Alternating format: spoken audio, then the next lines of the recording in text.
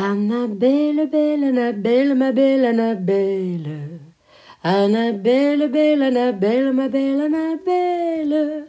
Annabelle en camping.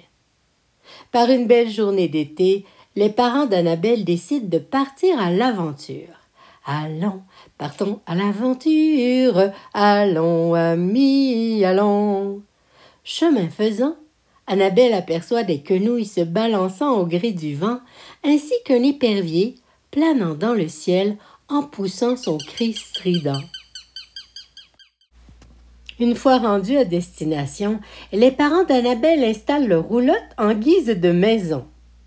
Ils ont apporté avec eux un nain de jardin pour décorer leur terrain. Ce qu'ils ignorent, c'est que ce nain qu'ils ont reçu en cadeau de leur ami Léandre, eh bien, il est magique. Il prend vie durant la nuit. Le soir venu, Annabelle et ses parents vont veiller au coin du feu et dégustent avec leurs voisins de délicieuses guimauves. Et lorsque tout le monde est enfin endormi, le nain de jardin, réveillé par son ami Luciole, décide de jouer des tours aux campeurs. Il commence par manger toutes les guimauves qui restent. Il est très gourmand, ce lutin. Ensuite, il demande à son ami Hibou de venir ululer près des tentes pour éveiller les dormeurs. Il est très coquin, ce lutin. Et avant que le soleil se lève, il demande à son ami le loup d'hurler à la lune pour faire peur aux campeurs. Il est très tannant, ce lutin. Mais le lutin n'est pas le seul tannant de la forêt. Alors que le grand-papa d'Annabelle fait dodo, il entend des ratons laveurs qui se chicanent sous la tente roulotte. Équipé de sa lampe frontale, il sort pour voir, mais qu'est-ce qui se passe? Il aperçoit alors un raton à l'air, ma foi, bien inoffensif. Pourtant, le lendemain matin, alors qu'il cherche son pain partout, il réalise que les deux ratons se chicanaient pour des tranches de pain. Ce sont de petits ratons voleurs. Malgré une nuit de sommeil agitée, les campeurs sont tous de bonne humeur pour entamer une belle journée. Annabelle attend l'autobus pour aller au camp de jour. Avec ses nouveaux amis, ils s'en vont visiter le parc Oméga. Une fois rendus, les enfants équipés de leur sac à dos et d'une gourde d'eau bien fraîche suivent les moniteurs et partent en expédition. Le premier animal qu'ils rencontrent est un raton laveur. Il est si drôle avec son masque noir autour des yeux. Anna sait à présent que c'est le masque d'un raton voleur.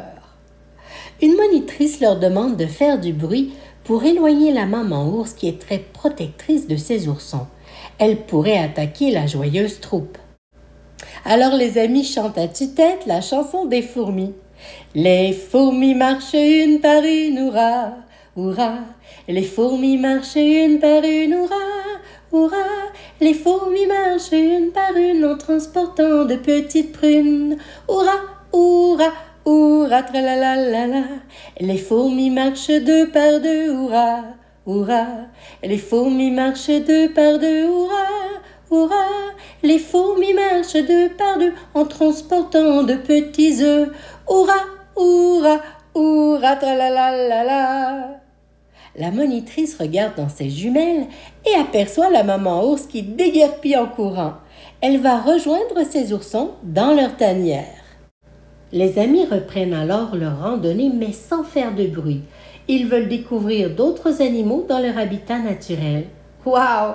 Ils voient un chevreuil courant à toute vitesse.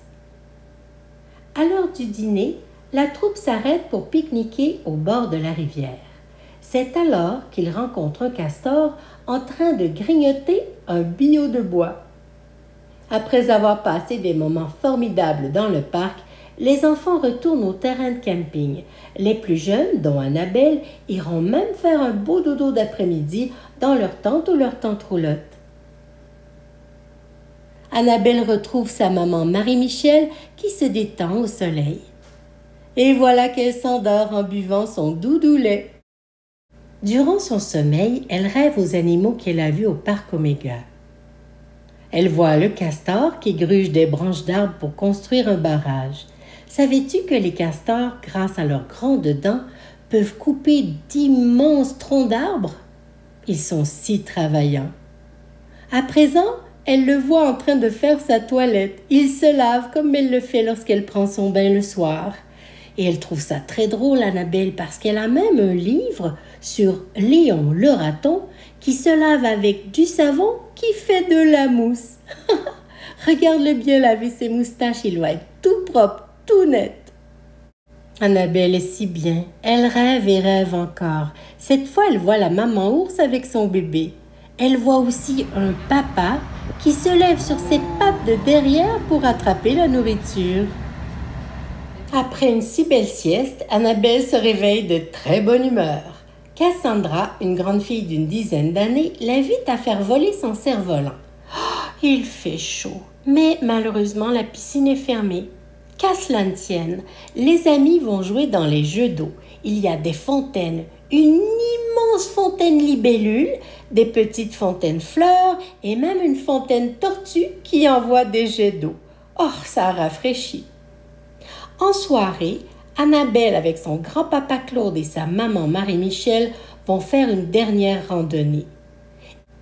Dans le marais, ils aperçoivent des corridors que les castors empruntent pour se rendre à une immense hutte. Ils aperçoivent aussi de grosses grenouilles. Rabbit, rabbit, rabbit. Mais, comme toute bonne chose a une fin, le lendemain matin, ses parents et ses grands-parents démontent leur tente roulotte sous une chaleur accablante qu'on appelle aussi la canicule. En route vers la maison, Michael, le père d'Annabelle, la console en lui disant que très bientôt, ils reprendront la route. Et moi, je serai là pour te raconter les prochaines aventures d'Annabelle. Allons, partons à l'aventure, allons amis, allons. À bientôt!